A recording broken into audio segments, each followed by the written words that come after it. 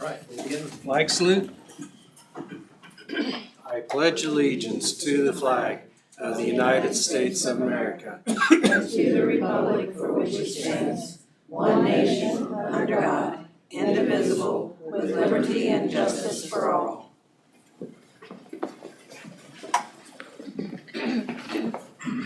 Welcome everybody to the October 15th Marion County Commission meeting. We'll begin with public forum comments. So if you'd like to make a comment, please come up to the seat and state your name.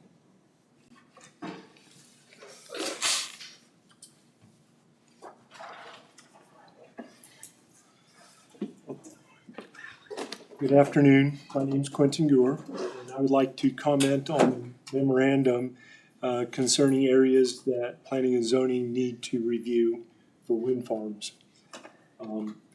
Under one particular issue, and I know this will be discussed more in length later, but under pending issues to be reviewed, and point 4, confirmed communication disruption. The memorandum stated that Diamond Vista area have reported cell phone and internet failures. It's more than just residents in Diamond Vista Farm, but also the Sunflower Wind Farm area.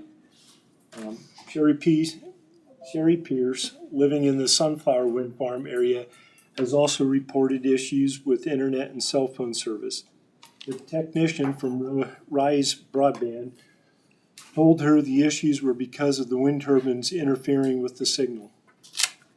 So, in our planning and zoning regulations, Article 27-105 in point 10 says, the WEX and its associated facilities shall not be operated so as to cause microwave, television, radio, telecommunications, or navigation interference contrary to Federal Communications Commission regulations or other law as to occupied residential structures existing at the date of the CUP approval by Marion County.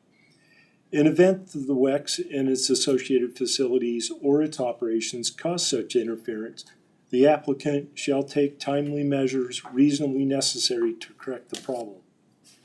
So Diamond Vista Farm has been operating, for 10 years now? For 5? But that's still a long time for these issues not to be resolved. I would say that's not timely. There is no accountability or penalty in our regulations if the WEX doesn't correct the problem. Our county is also potentially losing new and younger demographic of residents because we don't have reliable cellular or internet services. More importantly, will the residents of Marion County be able to reach emergency services when they need them? Is the county ready and willing to be responsible for injury or loss of life because of a problem they knew existed and did nothing about? We need to do a lot more research, the disturbances that wind turbines cause to internet and cellular services, and make the appropriate changes to our regulations. Thank you.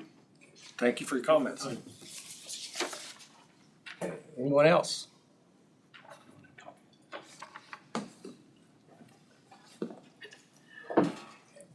Thank you.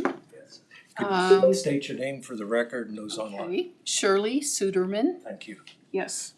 And I'm here on the topic of your vote for the 3030 resolution. First of all, I want to thank all of you for serving. And I've lived in Marion County all my life, and I've typically put a lot of trust in your wisdom throughout the years. And my husband and I have both lived here all our lives. We farm. I just want to establish the fact that I've heard that y'all wanted to hear from landowners. And so my husband and I, we farm land in Wilson, Catlin, and East Branch townships. And we're a medium farm operation. And so I have a stakehold in this. And I attended the meeting, I think it was September 30th when we met at your other facility. And we didn't speak that night simply because the other speakers coincided with our thoughts and our wishes. And as I observed from where I was sitting, when you asked for a confirmation from one way or the other from the audience, it appeared to me that the majority of those people were in favor of the resolution. And then so when we left that meeting, we felt very confident that it would be approved, the resolution. And I opened my paper the next week and said it had failed. And so that has my trust in my leadership here in my county was somewhat affected by that. I felt like the majority of people spoke that evening, and yet the vote was ignored. And so I just wanted to share my disappointment, and I just wanted you to know that I hope you don't leave this topic and that you do revisit it again sometime, because I know you've had a vote, and I don't know how long you have to wait to revisit it, but I think it's something that not enough people spoke up about it and about their feelings. And so I appreciate this brief time, and thank you for listening. Thank you.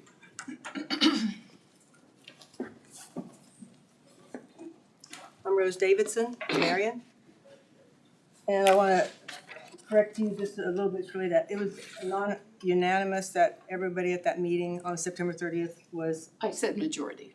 I'm telling you, but unanimous is, Oh, there was it no was. minority. It was- Okay. Everyone there was for the resolution. And there's like 25 people there. Well, I thought I'd start out by talking about something called the Delphi-Alinsky process or consensus building, which is, I just read this in a book called Look What Happened While You Were Sleeping, just in the last 2 or 3 days, and I thought, boy, if this isn't just a very timely thing when I read it. It said this consensus building is a highly manipulative process employed by one group in order to lead a different group of people to a conclusion that they normally wouldn't choose or agree with. The people who have been manipulated by this process walk away, oftentimes not happy with the conclusion, but believing they at least were given an opportunity to influence the outcome. And though the decision did not go their way, they believed they were treated fairly and democratically. The reality, however, was that the conclusion was already predetermined from the beginning.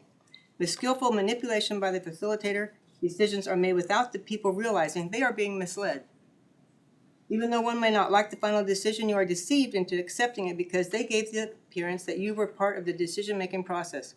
Consensus building is for one purpose: to eliminate dissent. An example given in the book, this is reading straight from the book, an organized group, such as county commissioners, has already decided what it is going to do. It wants to avoid the appearance that it has acted without public approval. So it schedules a public meeting which is advertised as being held for the purpose of soliciting community input. In fact, the organization has no desire to solicit opinions. Rather, the real intent of the meeting is to give the community the impression that input was solicited. So I fall right along with Shirley in saying that I felt like I was misled. This resolution was worked on for months, and then when you turn around and you fail it, it's basically a waste of your time and our money, and getting the lawyer involved and working on it. I think Miller, and I'm going off what the record said, I wasn't at the meeting. You were quoted as saying that the wording was weak, is that right? Who said that? Somebody said the wording was weak.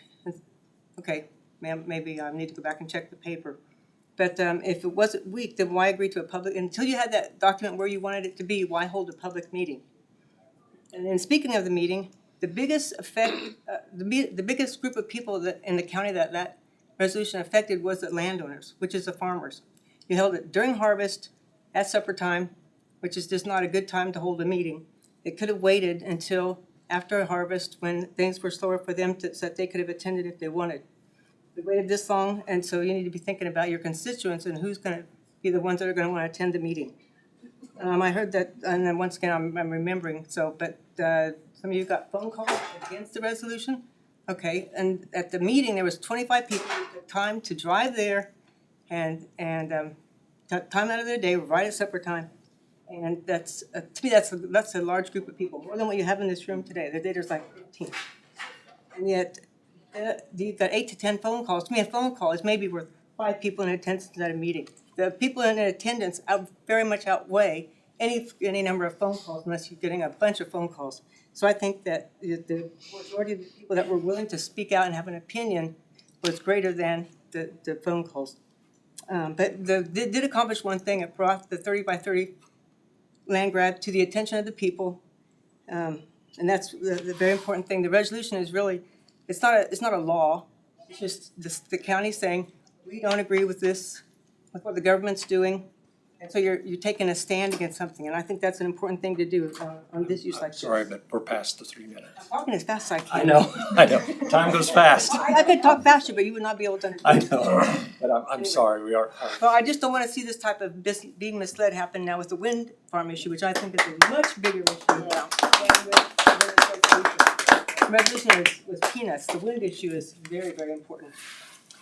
Thank you for your comment. I have more to say, but take it next time. All right, next. That's it in the room? Okay. Anyone, would you like to make a comment? May I? Yes, please. We make a bouquet. Her name's Rose also. Oh, yeah, whatever. I just wanted to talk with you guys. I think we are in Marion County at a crucial point. We've had a lot of lack of transparency, a lot of people in the community that have felt betrayed by their leaders. And when this all happened and all of us showed up and all of us had this majority and yet it went to a vote and people who hadn't even attended the meeting were voting against it, it really created an impression that this was a decision that was made before we even had this meeting. I know it's not fair to you guys, but we are in a time now where people are looking for transparency and a reason to trust our leaders. And maybe some of that wasn't all your fault, however, they're looking at you guys. I'm looking at you guys. I want to be able to trust that in our small county, we don't have people who are in it just for themselves. Thank you. Thank you. What's your name? Rose Van Veska. Thank you. One more call for comments. Okay, any more comments in the room? Okay, is there anyone in the hallway that'd like to make comments? Anyone online, if you would, unmute your microphone.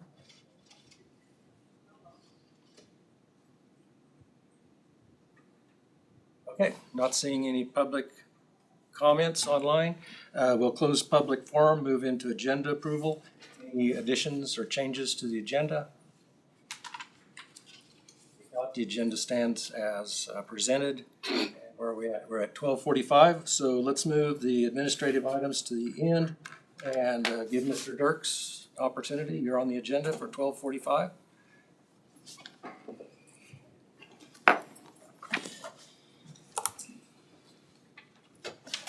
Thank you for your time today.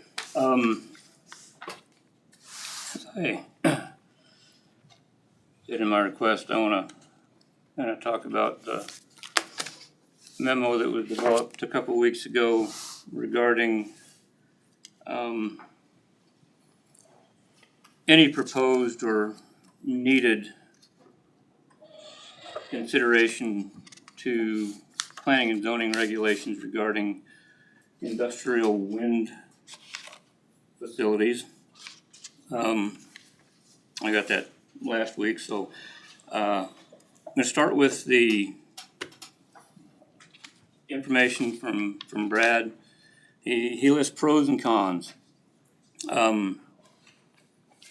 Leasing for the landowners per year, turbine fees, money that stays in the local economy more than not. Tax revenue increase for the county due to that revenue stream. Influx of workers, run up to construction, source of local revenue. If the county and the county negotiate well, then additional amenities are realized. Participating in the global transformation to clean energy through production of pollution-free, carbon-free electricity to the state and the nation. Couple comments on that. Tax revenue. Diamond Vista's wind project on their website indicate that they pumped in $5.5 million to the local economy. That was in 2017, 2018 during their construction. Per a representative of Sunflower Wind in 22-23, they kicked in $13.5 million during the construction phase for the Sunflower Wind program.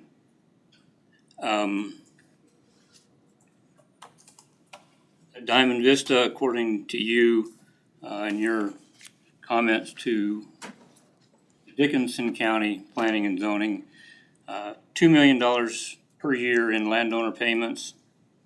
I'm not sure what the landowner payments are for Diamond Vista or for the Sunflower Wind program, but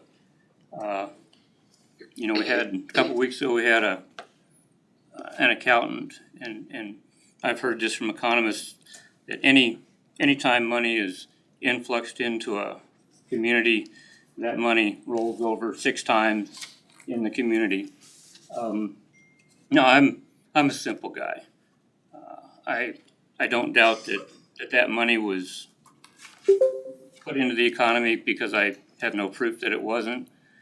But if you look at the tax revenue for Marion County from 2014 to 2020, we had a steady decline in tax revenue.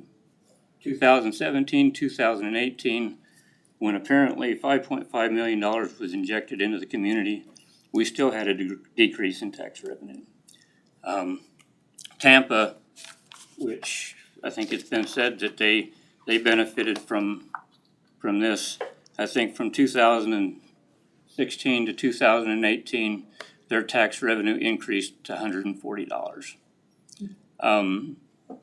So while I don't doubt that this money was injected into the community, I don't think that money resulted in an increased tax benefit to the county. Part of the process is the state has provided any renewable energy a 10-year property tax. I'll get to the property taxes. I'm not the property. I'm talking about the money that the wind companies say they injected into the local economy. I don't see that money reflected in tax revenue for the county, sales tax revenue.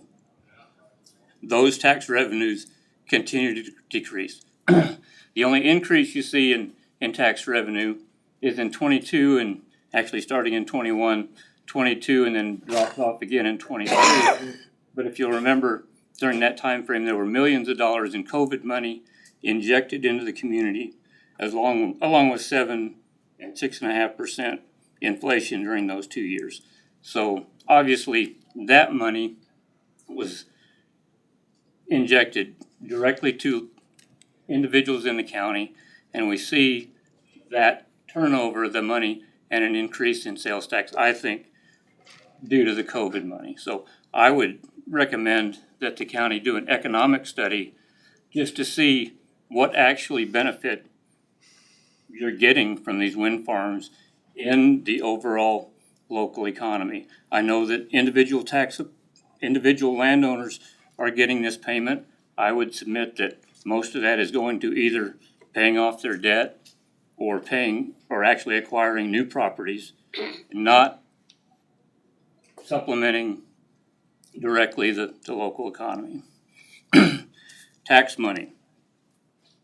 Per Sunflower's pilot agreement, they estimate that if they were to pay full taxes on this project, they would pay $27.5 million over the period of 10 years. Their pilot payment is $360,000 a year. which is $3.6 million over that 10-year period. That results in a $2.4 million per year shortfall in tax revenue to the county. That's made up by us, the local citizens. Well, again, that comes back to, I'm sorry, this is a back and forth on an agenda item, so I just wanna ask questions on it. The 10-year exemption provided by the state, the renewable energy firms are not required to make any pilot payment of taxes. Because then it becomes good timing, right? I don't wanna say anything that's inappropriate. That's, and I understand that 10-year tax abatement Right. is a state Out of county control. But if the county and the county negotiate well, and additional amenities are realized for the county, I'm saying that the previous two wind farms, our county has not negotiated well. My personal opinion. We could look at who was on the commission at the time. With that? Go Yeah, ahead. well, hopefully in January. Still there. The last comment on the pros is participating in the global transformation to clean energy through production of pollution-free, carbon-free electricity to the state and the nation. I would submit that the infrastructure, the installation, the maintenance has a huge carbon footprint. One estimate is that the tower alone, to make the steel in that tower requires 220 tons of carbon. When we get down the road here to some of the other comments, the pollution end of it, it's a known fact that these blades shed the carbon fibers, the fiberglass, all the carcinogens that are in these blades. They shed those into the environment throughout the life of that, actually the 10-year life of that wind blade, because that's all they're designed to last. So they're not carbon free, they're not pollution free.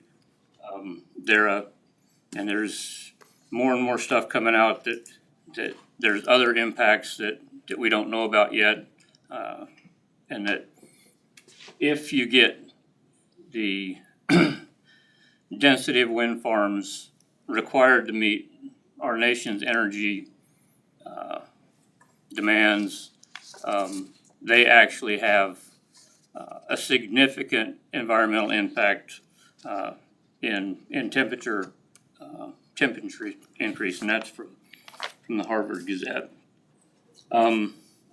The cons, some disruption during construction, lots of heavy trucks. I mean, to me, that's not necessarily a con. We deal with farm trucks and combines on our county roads daily. Granted, this is significant and a lot bigger and heavier, but that's kind of an incidental thing. Road damage, again, I think the Diamond Vista Wind Farm, there was some road damage that it took the county 2 years to remedy with Diamond Vista. To me, that's not a very good neighbor policy. Cons, number 3, neighbors who either dislike or outright hate them, they'll be the ones citing anti-wind organizations as if they are the primary source of credible information. They will also be the ones whose properties didn't qualify for a wind turbine. Management up front with good communication, spreading the wealth around, can avoid much of that turmoil. I would disagree with that statement. A lot of the opponents that I've talked to are landowners who have turned down Sunflower, who have been offered contracts on their property and don't want them. As far as the statement that we're citing anti-wind organizations, I don't know that the Harvard Gazette is an anti-wind organization. We are offering what we see as an alternative opinion. This almost implies that you're gonna look at what the wind companies give you and treat that as the only credible information. I seriously disagree with that. If you don't work on community cohesion and inclusion, there can be some ugly divisions in the aftermath. I attended a 5-hour meeting in Harrington last week, and it's there. It's here. You're gonna see, if this process continues, you're gonna see a lot more people standing up saying, we don't want this. Unfortunately, this doesn't affect you. It doesn't affect me. Now, some of you might not care about your grandkids or your great-grandkids, but the tax subsidies that we're borrowing money to give these people, the infrastructure that we're leaving in the community, the pollution that we're adding to the environment is something that our kids, our grandkids, and our great-grandkids are gonna have to pay for and clean up. So if you don't care about yourself, care about them. The last comment, wind energy is considered to be benign, lowest carbon, lowest pollution, least impact on wildlife. Again, I don't believe that's entirely truthful. I think it's being proven that this energy is not the best out there. In 10 years, I think wind energy is gonna go away, just because it's not sustainable. Warren Buffett, who runs Berkshire Hathaway in 2014, was quoted saying that he would do anything legal to reduce his company's tax liabilities. And he says, quoted as saying, for example, on wind energy, we get a tax credit to build lots of wind farms. That's the only reason to build them. They don't make sense without the tax credit. So they are not benign. They are not the best use of our efforts. Now, pending issues to be reviewed. Got plenty of time. Well, I don't have. I was about to say something, but you, it's different with Let me get to 3 minutes. Let me get to just a couple of them that I want to highlight. Moratoriums, I think you guys have this, but I want to, for the record, give you a copy of Harvey County's wind energy development guidelines. While they're not perfect, they're better than what we've got. And then a copy of Senate Bill 279, which was struck down in February of this year. Actually, it was killed in the Senate, but it actually talks about setbacks and regulations that the state was considering. So I will give those to you, Tina, at the end. Studies, a little bit of clarification. Population density, negative impacts on property, groundwater contamination, communication disruption, we've talked about that. Moratoriums or bans, look into why other counties have banned them or have moratoriums.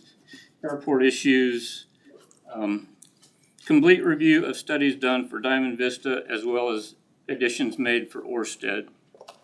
I know there was some comment at the last meeting that, who's gonna pay for this? Just for clarification, we're not saying that the county needs to do these studies. We need to say that the wind companies need to do more than a desktop study.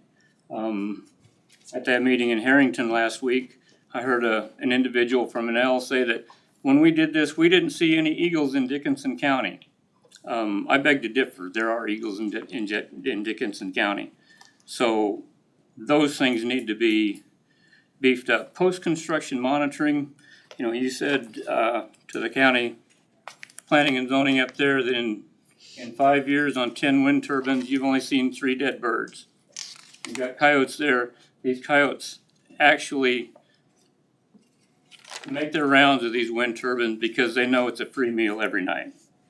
The Fish and Wildlife Service guidelines, while they don't require it, they recommend post-construction monitoring.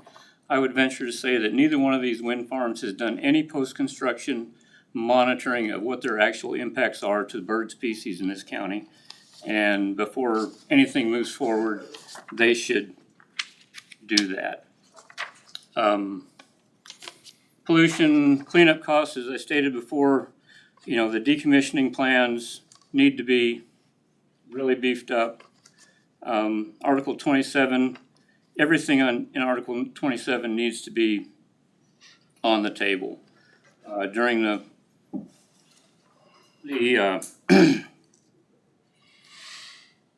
workup for the sunflower wind problem, Mr. Dahlke, you commented in 2019 that you didn't know why anybody from Peabody didn't come and complain, yet you got a 2-mile setback from the city of Peabody with the stroke of a pen. Now that was agreed to by Orsted, but my question is, don't all non-participating landowners in Marion County deserve that same protection? Couple issues with the notification area distance in our planning and zoning regulations. State statute, I think it's 12757, sets the minimum notification distance for a conditional use permit at 1,000 feet. There is no maximum in that statute. Harvey County has a 2,000 foot notification area. I would say that, you know, that's a minimum. I would recommend 2,500 feet for any industrial development in Marion County. To that, the project area to be identified for that notification needs to include all lands under lease by the developer, not lands with a buffer. Every square inch that they lease, plus the adjacent right-of-ways that I can't remember the resolution number that this commission basically gave authority of these wind developers to use. Finally, well, I got a bunch more, but we need full disclosure from the wind developers. I listened to Enel talk in Harrington last week, and they couldn't tell you that they're applying for a CUP. They couldn't tell you how many turbines they were going to put up exactly. They couldn't tell you where they're going to put them up, and they couldn't tell you how tall they were going to be. I would venture to say that if somebody came to our planning and zoning board and said, I've got this section down here, I want to put up a hog confinement facility. I don't know how many barns I want to build. I don't know where I want to put it. I don't know where I'm going to put my septic system. And I don't know how big the barns are, but I want you to give me a permit anyway. I would venture to say that you would tell them to go pound sand until you get us specifics. And so I would say that Articles 27 needs to spell out that all aspects of the proposed project be completed prior to approval of the CUP, including the development plan, the road maintenance agreement, the pilot program, and the decommissioning plan and funding. In addition, setbacks, there's a concept called trespass zoning.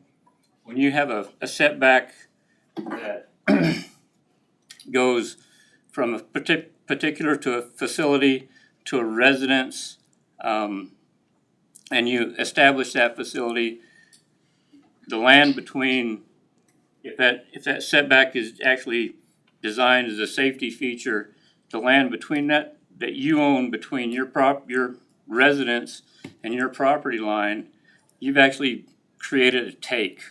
You've taken that landowner's right in some fashion, be it safety or whatever, from that landowner without compensation.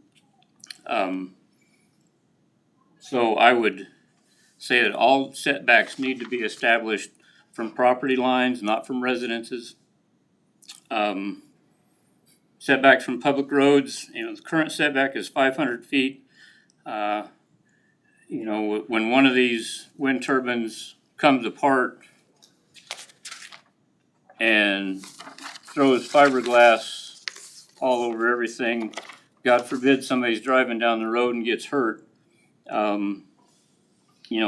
These wind companies do their best to shield themselves from liability.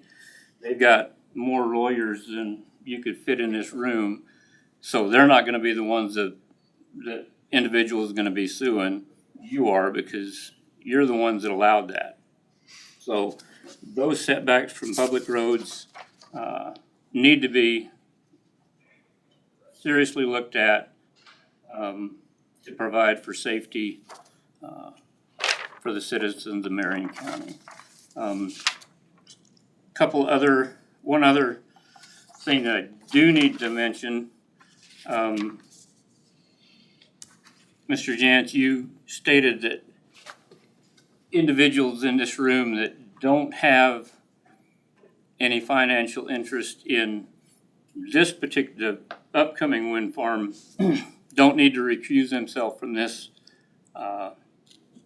discussion. I would say that in reviewing section 27, all wind farms are gonna be subject to these regulations. One aspect that is gonna be, if you aren't aware of it yet, you're gonna be aware of it relatively shortly, is repowering. I've heard rumors from Enel. I've had people tell me they've heard commercials from Enel talking about coming in and putting bigger wind turbines in the Diamond Vista. At 10 years, when these blades start failing, components wear out, rather than rebuild the existing structure, they choose to come in and repower, which means they're gonna come in, Enel's already said that this size wind turbine is not available anymore, they're all bigger, so they're gonna come in and say, well, we're gonna take this one down, we're gonna put a bigger one up. When they do that, then they say, well, since it's a new structure, we need a new 10-year tax abatement. And this is happening all over the country. It's happening in Minnesota. You hear stories of them coming in and we're gonna take these down, repower them, and then apply for an additional 10-year tax abatement. They can't make it work and pay taxes. If they come in after 10 years and they do a major upgrade to that, it resets the value for that turbine and increases their tax liability, which they're doing, like Warren Buffett said, they're doing everything they legally can to limit their tax liability. That said, any changes to zoning regulations would impact existing wind farms down the road. And so anybody with interest in those wind farms should recuse themselves from that discussion. If they've got, because redoing these zoning regulations will eventually impact every wind turbine in this county. And any questions? Any questions? Thank you for your presentation and Thank you for your time. Mr. Chairman, yes, Sharon? there was a person on during the public comment that had their hand raised. I'm not sure if you were able to see that. Steve, yeah, he's already signed off. Mr. Dirk's presentation had already started and I didn't want to interrupt him. Oh, Steve's still there. Okay. Okay, he's still there. All right, Steve, did you have some comments? Sorry about that. Yes, There he is. technology overcame me there, and it was, my computer was trying to connect me to speakers I didn't have. So Okay. anyway, I got it solved. I just wanted, I took note that in the, not the agenda, but the administrative packet that went out, there was a draft letter of opposition to the 30 by 30 initiative. And I just wanted to kind of reiterate what I said at the public comment meeting the other day, that I'm personally opposed to President Biden's executive order 14008, and in general, and to section 216 of that order, which is the 30 by 30 initiative. Therefore, I'm not opposed to the county making a statement of opposition to the 30 by 30 initiative. However, I would prefer that the county's statement of opposition be in the form of a position letter rather than a resolution. I think a resolution could have unintended consequences down the road. I will say that if the commission decides to go with a resolution, I had no suggested changes in that language other than to add that it be copied to the Kansas congressional delegation. But I just wanted to go on record as strongly supporting a position letter rather than a resolution. So thank you for letting me comment, and I apologize for my inability to conquer technology. Right. Thank you, Steve. Just glad we have the raised hand icon there. Right, that's new, but you can click right next there to the raised hand, and you can select lower your hand when you're done. I just played with it just. Okay. No, oh, there it is. Yeah. Lower my hand. There you Okay.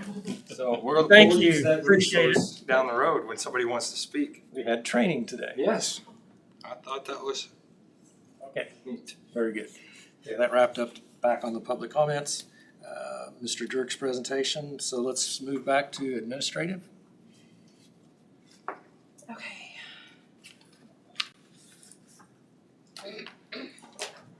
I do have the minutes of October 7th and October 10th, but you might want to do them separately. Let's do them separate. Commission's had a chance to review the minutes of October 7th. Any additions or corrections? Now, is there a motion to approve? Motion by Commissioner Becker, is there a second? Second by Commissioner Gearing. All those in favor say aye. Aye. All opposed nay. Motion carried 5-0. And October 10. Then we have the minutes from the special meeting, October 10th. Any additions or corrections? If not, is there a motion to approve? So Commissioner Becker? I'll do it again. There you go. Is there a second? I'll second it. All those in favor say aye. Aye. All opposed nay. Abstain. Abstain. 3 in favor, 2. It's front back.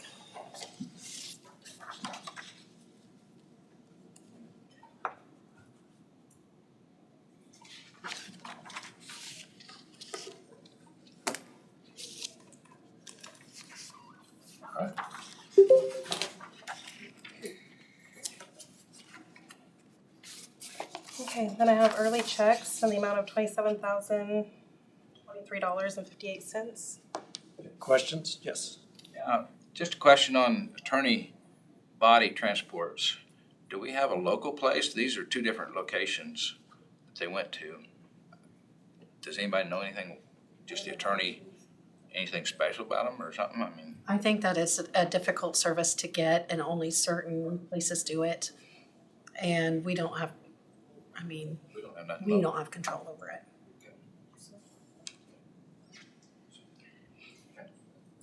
Other questions?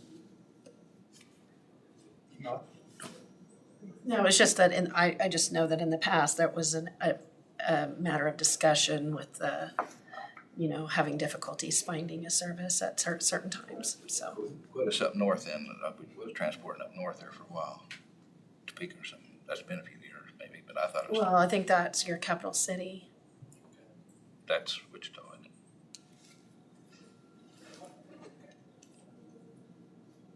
Any other questions? If not, is there a motion to approve? Motion by Commissioner Dalkey, is there a second? Second. Second by Commissioner Garing. Questions or discussion? All those in favor say aye. Aye. Opposed, nay. Motion carried 5-0. That's something people don't really know that we have to pay for sometimes. There's something people don't think about.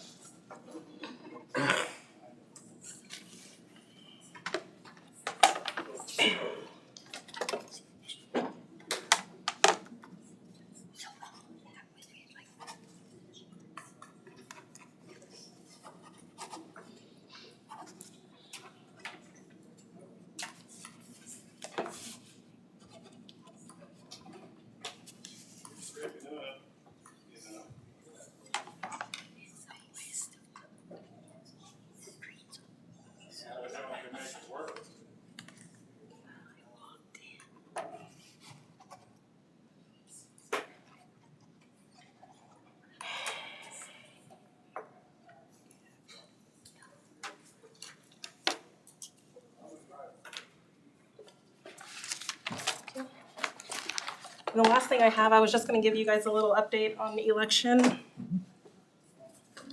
Yesterday was the deadline for the affidavit of write-in candidacy, and we actually have 3 people doing a write-in.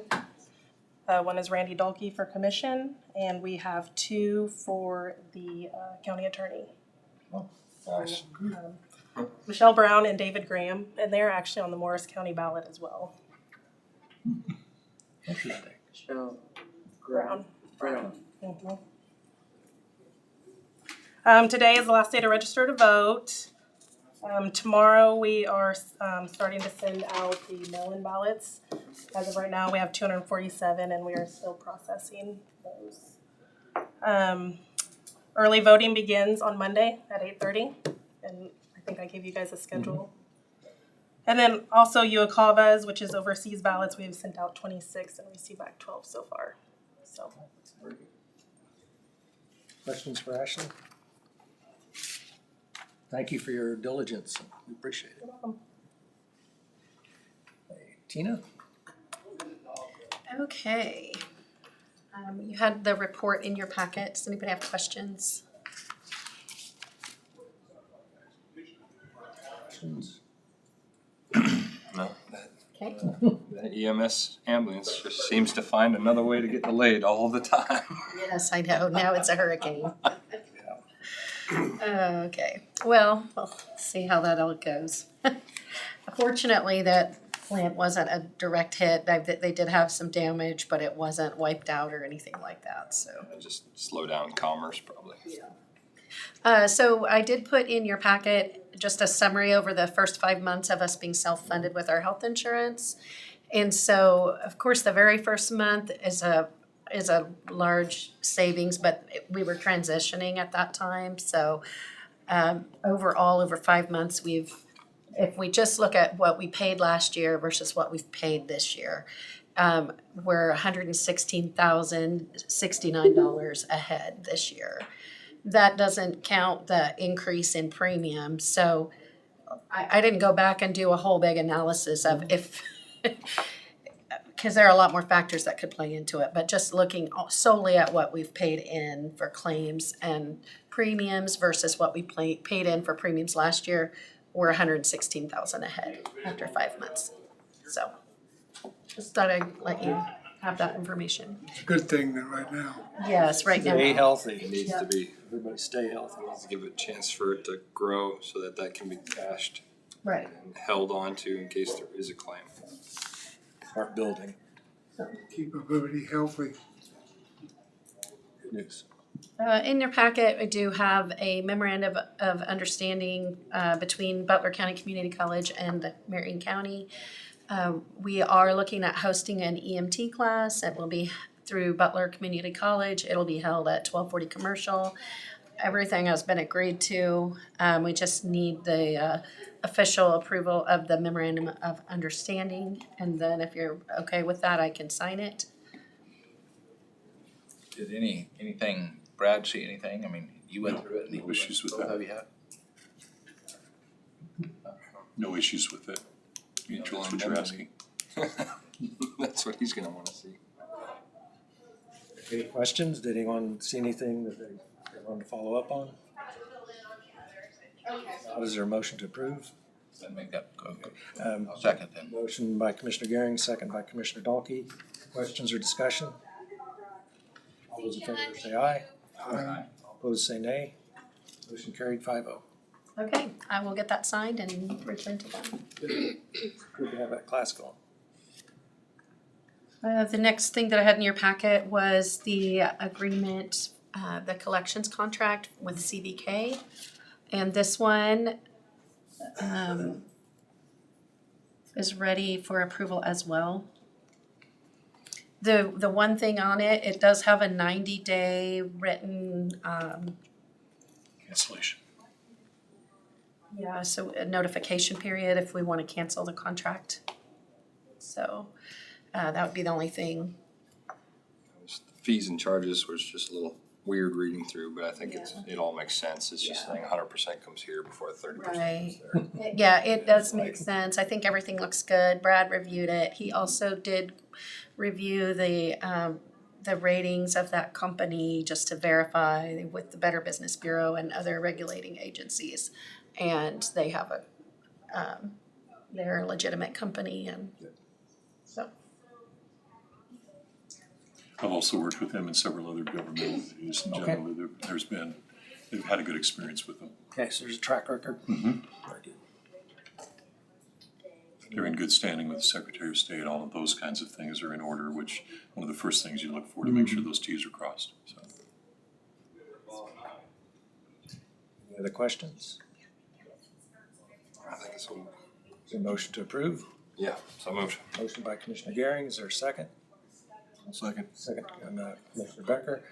Questions or discussion? Grateful that we found a solution, because when it comes to writing these things off all the time, my heart sinks a little bit. So. Yeah, and if you remember, the last set of write-offs we tabled, and we're gonna see if we can get some of those collected, if you all approve this. Okay, motion on the table. Any other discussion? All in favor say aye. Aye. All opposed nay. Motion carried 5-0. Okay, we'll get that signed and turned back in. Very good. Okay. Let's see.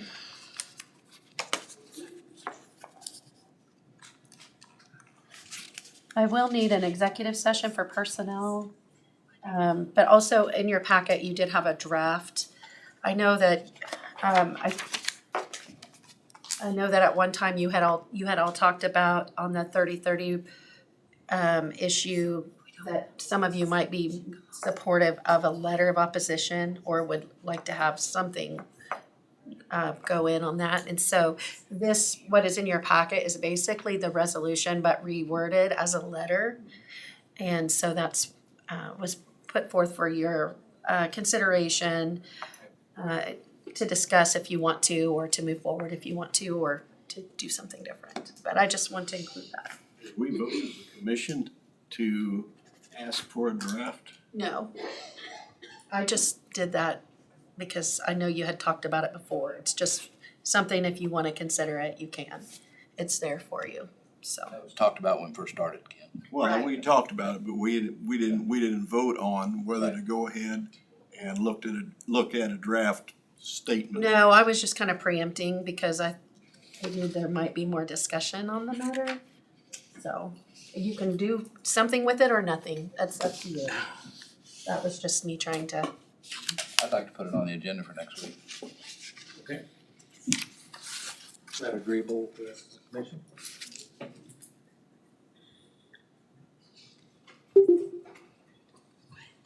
So did people say yes or Yeah, no? I think Because- so. Don't you think we should vote on it to see if we want to move forward? Would that be a motion?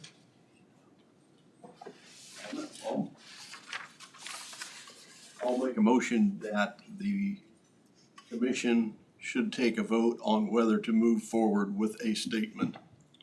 That would be my motion. I would second that. Motion and a second, discussion? All those in favor say aye. Aye. All opposed, nay. Okay, motion carried. I didn't hear Commissioner Garing. It's a discussion, let's move forward. I'm good with it, yeah. Okay, then I heard 4 in favor, 1 opposed. So, I'm good. Ken opposed. So I guess I was confused by your motion. So you just want to put it, the motion was to put it on the agenda? Well, to vote whether to put it on the agenda. Oh, okay. And so it passed to put it on the agenda. Right? That's the way I understand. Okay, thank you. Randy's out of it now. Suggestion, put it on the agenda is I valid. think that's what you just voted on, was putting it on the agenda. You took Randy's suggestion and put it into a motion. Yes. Okay. Throw stuff at the wall, let's see what sticks, let the sausage made. And I apologize if I stepped out of line by providing a draft for Well, you. it had been discussed, but I didn't know we were gonna move forward with anything. Okay, well, I was just trying to provide you with information and something in case you. Nothing against Administrator Tippett. Okay, yeah, I didn't need to cause any issues. Well, it's on the agenda for next week. Okay. We can consider it at that point. All right, that concludes administrative. Except for, The executive session. yes, and then also just meeting reminders. Probably go through the meeting reminders and then we'll do the executive session. Okay, that sounds It's a good. long list. So, let me go back to them on my report.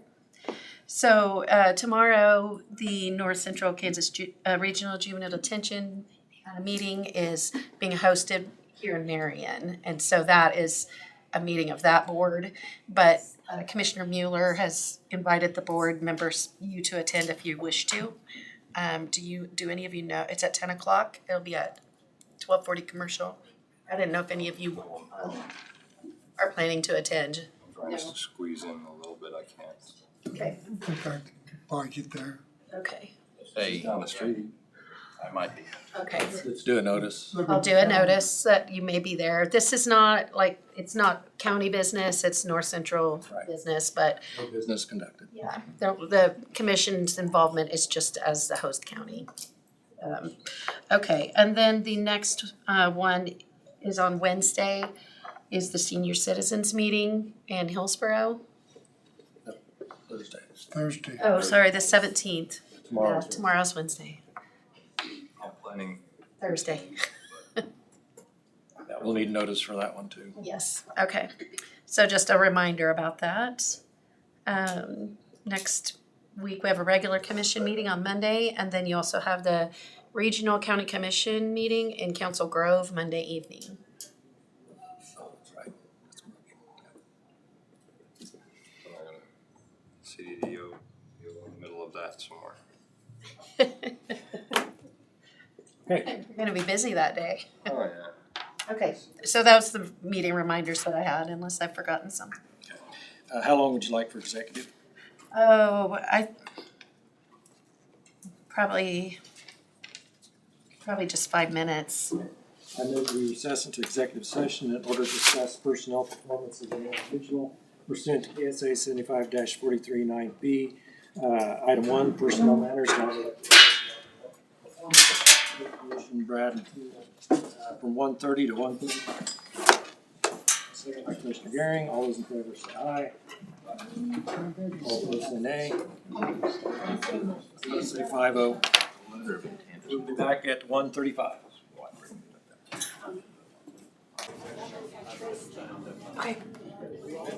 Okay, we're out of executive session, no decisions made. For the next hour and a half, we have Brad. You can. Did you want to take any action on the letter?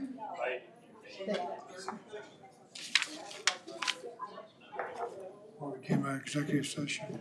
That's true. Okay. There was no action taken. There's no action taken in executive session. Right, well, that's what I mean, but the action would be taken in open session. Right. if you I want to make a accept motion it. to accept the resignation by the EMS director. Effective November 5th. Motion from Commissioner Garing. Second, I'm sorry. Is there a second? Second. Commissioner Becker. Discussion? All those in favor say aye. Aye. Those that say nay. Motion carried 5-0. Just too late.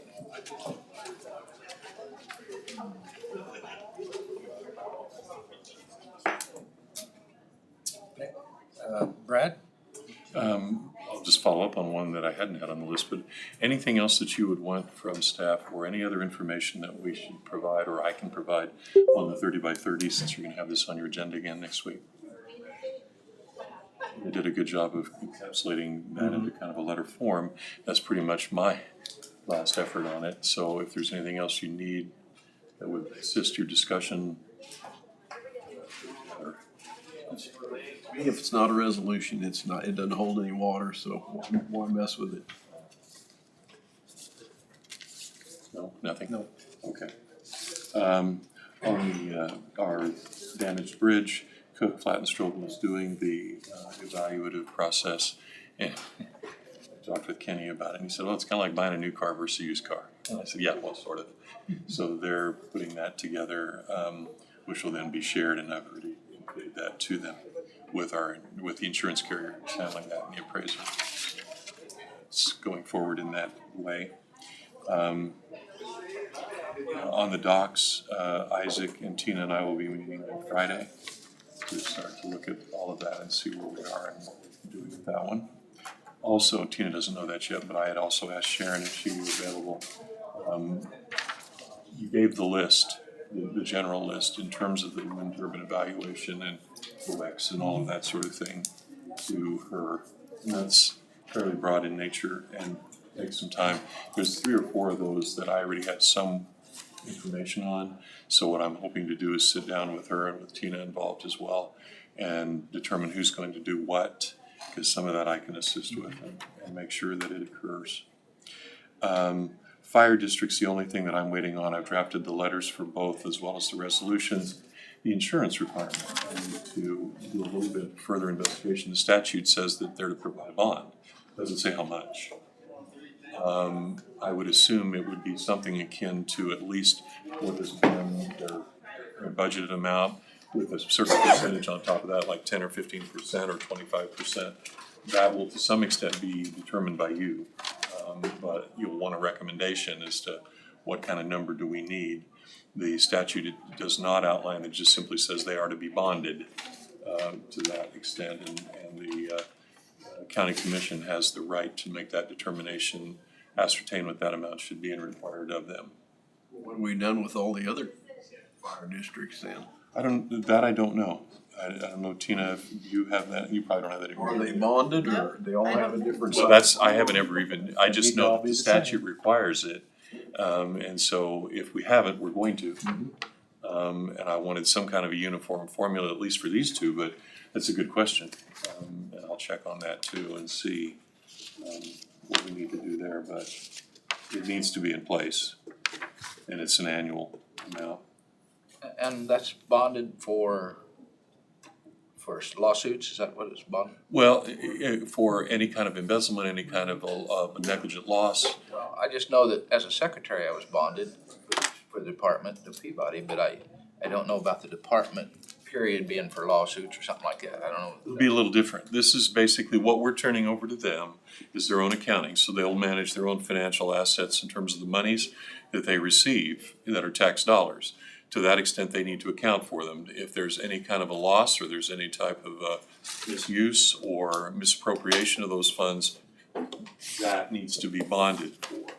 Right now, generally, I think, in answer partially to that question, the county has, kind of a linebacker policy and a certain rider, but that's not completely going to provide coverage in the various other fire districts as well as this one. So it is a good question, something to pursue. Might have to contact every district that's. So Randy, it is the board, it would be the board, that would be the fire district board that would have to be bonded. But I'd like to let Brad know that I'd go a little step farther because what we was doing down there in Peabody, we was building a fund for retirement, and that should be up in the hundreds of thousands maybe by now. I mean, since I've been off, and I just think that somebody needs to be bonded for that, because it's quite a bit of money is what I'm getting at. That's my point, also in terms of, the FRA. Yeah, that's what I'm talking about, FRA, yes. Those are, I did call on that. Okay. And there are healthy balances in there. If you've got some of these guys that have been working at this as you did, for a long number of years, and that builds up. Yes. And then if you aggregate that among all the living members, both retired and current, it's a lot of cash. And I don't know to what extent that works into that formula at all, because as I said, the statute just says bond them. So I need to figure out what that's going to take to adequately cover us, since we're turning that. We're saying you have someone we trust to go ahead and handle your finances, your budget, your distributions, all of that. And as a result of that, even though statutorily it's this county's obligation, we've assigned it. Now, in order to protect us and the public, that bond amount needs to be sufficient. And really, if you've got districts that have a retirement fund, their bond may have to be way higher than the one that don't. Yeah. I would hate to penalize the ones that don't for the ones that really need a large bond. That's good. Yeah, that's true, because 22, was supposed to carry 22 at 10,000, that's 220,000, but I heard they raised it to 15,000 when you work 20 years and then you get 15,000 now, I've heard down there, so. One size fits all isn't gonna work. Yeah, so. No, if you can use a formula that goes ahead and views those elements of what each department has, that will work, because it'll adjust accordingly. But my point is, there is no, legislature didn't establish one. Isn't the fireman's relief, isn't that through the state? Yes. So does the state hold those monies? No. No, each of the department, and they are very Because they don't- territorial about that. Okay, that's fine. I was just asking because they don't reflect that on their budgets or their financial statements. I had to call the state agents to talk about it, and they said, oh yeah, no, there's, and then they go ahead and choose where they invest it also. Yeah. And that's an element of it as well, so I have some concern. And I don't know what There's that. more that needs to be done than besides. That's what I have today. All right, very good. Anything else for Brad? How's your new job? When do you start? I already did. You already did, huh?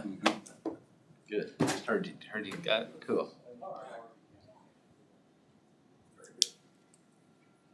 All right, anything else for business today? Commission comments? Might have said something already, but the Hillsborough Community Foundation, the Dollars for Scholars match event, it hit. They actually exceeded their 70,000 mark by 11,000 extra. So there's enough people to make donations out there that every scholarship got a match. So every scholarship should have got a $5,000 donation and a Patterson match of 5,000. So they all got 10,000 to grow the scholarship funds. Good. Are those scholarships all just the same amount? Yeah, it depends. If you got one like me, that's that poor man started. They give you $5. It gives out a real small stipend. If you get a wealthy family that starts one, they give you out a little bit better one. It's in the paper somewhere, and I don't know which paper, Newton paper, I think. One of our communities, I think in Harvey County, Jonah, started an electrician's apprenticeship. Am I right, Brad? Mm-hmm. Yeah, I can't remember which one it was, but you were interested, you start that and you do that, and I just want to tell you that they've got one started for an electrical apprentice or apprentice, over in some town. I don't know which one, I can't remember. But anyway, I thought it was just to let you know that. That's cool. We need that. Any other comments? If not, we've already gone over the schedule of meetings. I'd move to adjourn. Okay. Second by Commissioner Dahlke. All in favor say aye. Aye. All opposed say nay. Motion carried 5-0. We are adjourned.